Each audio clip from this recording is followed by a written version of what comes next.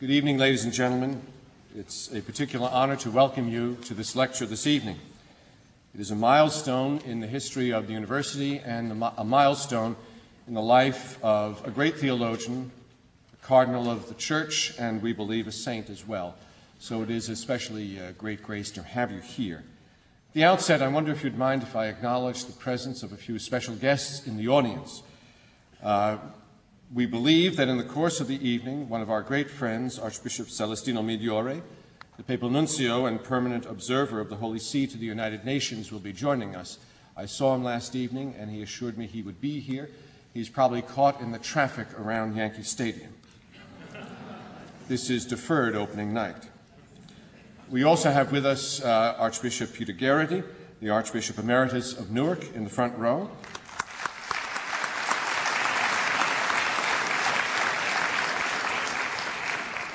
Bishop Daly, who is the Bishop Emeritus of Brooklyn, also in the front row, and a great friend of the university, and of Cardinal Dulles.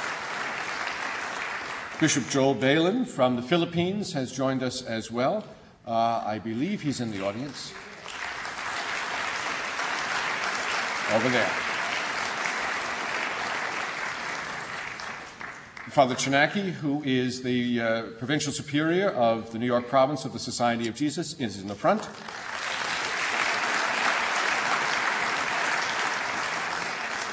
We also have with us Mr. John Tagnino. He is the chairman of the board of trustees of Fordham University, over here in the front row. With him is Jack Keogh, also a member of the board of trustees of the university. And Ken Hickman, who is an emeritus member of the board of trustees of the university, is in the middle of the audience as well. Sister Mary Clark, who is one of the world's great scholars of St. Augustine, a member of the Religious of the Sacred Heart of Jesus, is right there, a longtime member of the faculty of Manhattanville College in Purchase, New York, and a dear friend of the university, as well as of Cardinal Dulles. Most especially this evening, we want to welcome members of the Cardinal's family who have traveled to be with us from Texas, Connecticut, and the area around Rochester, New York. As many of you know, Cardinal Dulles was born in Auburn, New York, in the Finger Lakes region. So we're especially proud and grateful to have all the members of the Dulles family with us. And if they could stand and be acknowledged, I'd be very grateful.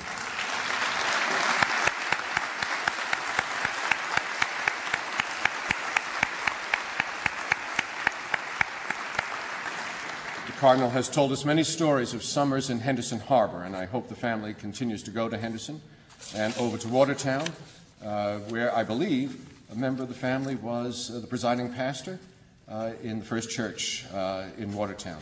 Is that correct? I got it right. Good. I have a few things in the way of housekeeping that I hope you'll bear with me on. The first is, you may recall at our last lecture I mentioned that Fordham University Press was going to gather together and publish in one volume all of the Cardinal's lectures that he has delivered as the McGinley professor. And it is now available for those of you who would like it. I think that Sister has a number of copies out in the vestibule. If we run out, please let us know. We'd be happy to make arrangements for you to have it sent to you. I, of course, have not mentioned that we expect that you will buy them, but that's another matter. But they are available to you at the end. In addition, Sister has asked me to tell you this. At the end of the lecture, which will be responded to by Father Robert Imbelli, we'd ask you to be respectful of the Cardinal, as you always are. The Cardinal will exit the stage as he came in, and he will go out around the side and into the Commons area of Fordham Prep, behind the Leonard Theater. We'd ask you to be especially mindful of certain limitations. We'd ask you to be careful of the Cardinal's right arm. He does not have as full use of his right arm as he would like. Therefore, we'd ask you not to ask him to kiss his ring or to ask for individual blessings from him or to sign autographs. Sister will be standing next to the Cardinal. He will be on the right side of the Commons as you enter the Commons. He'd be delighted to see you, and as always, he'll be warm, he will smile, and he will engage you. We'd ask you to direct your questions or comments to Sister, and she will act as an intermediary. I assure you the Cardinal is as sharp as ever. I know that, and I rejoice in that. But we'd ask you to be respectful of him, as you always are. At the end of the lecture, there are two things that are going to happen. One, we've asked the Cardinal, and he has agreed to, impart his apostolic blessing to all of you. So we will ask him to do that at the end. Also, at the end of the lecture, the university's Board of Trustees has authorized me to bestow upon the Cardinal Fordham's highest honor, the President's Medal. And so at the end of the lecture, before the blessing, Father O'Hare and John Tagnino and I will bestow upon the Cardinal the President's Medal. And then he will give the blessing. All right? And now it is my great honor to introduce the Cardinal and also Father O'Hare and Father Imbelli. Let me do the introductions for Father O'Hare and Father Imbelli first, and then the Cardinal. Father Imbelli is himself a graduate, a native of New York City, and a graduate of Regis High School in Manhattan.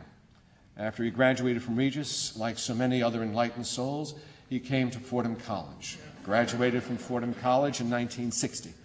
Following his graduation from Fordham, he entered St. Joseph's Seminary at Dunwoody.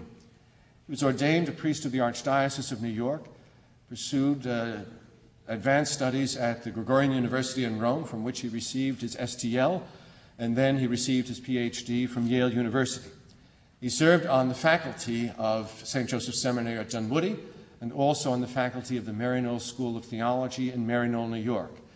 20 years ago, he moved to Boston College, where he has served as a professor of theology ever since.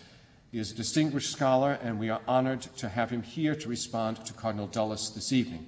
He has told me that he will tell tales and stories of Fordham in the 50s. I reminded him a few moments ago that he graduated from Regis in the Ignatian year, the anniversary of the death of St. Ignatius. And so, although he does not have S.J. after his name, we claim him as one of our own. We claim him as a Jesuit in pectore.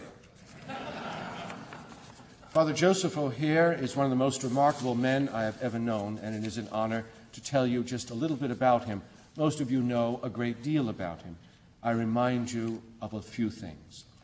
Father O'Hare is also a native of New York, a native of the Bronx. He grew up in St. Margaret Mary's Parish.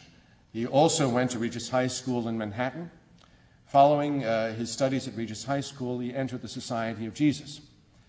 In the Society, he spent his regency period in the Philippines, where he developed a great love, not only for the Philippines, but for the worldwide Society of Jesus. Following his ordination,